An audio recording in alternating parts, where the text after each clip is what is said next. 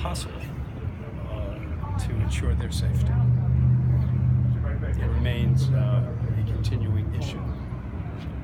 Are there, in terms of threats, I know at one point there was, the family had received some threats. Is that still? I'm not going to discuss anything further about that. Mr. Gottlieb, how much influence do you think QAnon had? White House, you had mentioned the last time around that it was hate speech coming down from the White House. How much evidence do you have that? Well, how much? I guess my question is, how much time did Camillo spend online in this QAnon conspiracy? As far as computing how much time, we'll conduct our own forensic evaluation of the computer, of his phones. But I will repeat, nothing has changed. In fact, since the last time we were in court, it's only been confirmed that the hate speech found on multiple right-wing conspiracy websites have played a very significant critical role in understanding what happened in this case. This is not some idle speculation. It's not trying to set up some legal defense. We're just talking about the facts, the truth. And there's no doubt that this case reflects the impact that hate speech can have on an individual who is vulnerable. And it goes far beyond Mr. Camillo. So it's a serious issue.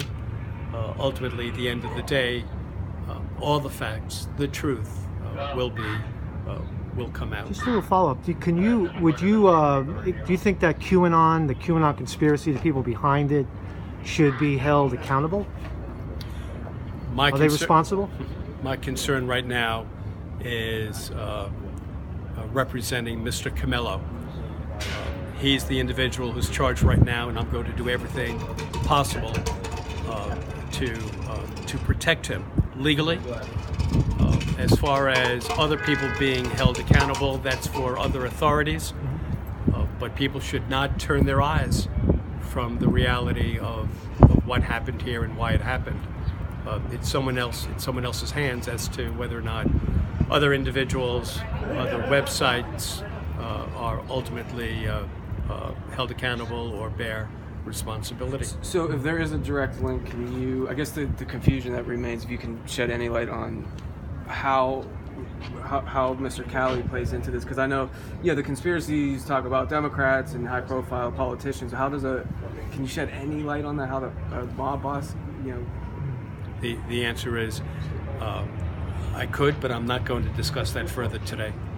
What's his mental state right now? Is he receiving threats? Where he's being held? Is he being held in a separate location from other prisoners? I'm not going to discuss where he's being held, how he's being held, except I commend the Department of Corrections.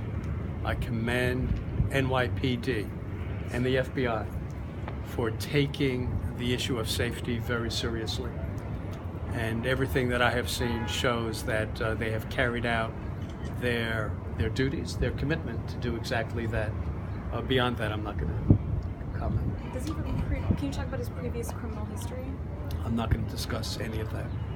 How about his drug addiction? Is he on medications inside of the wherever he's being held right now? His medical needs are being met. All right. Is it opiate related? Opioids? I'm not going to discuss that. Thank you. All right. Thank you. All right. Thank you very much. Thank you very much. Thank you very much.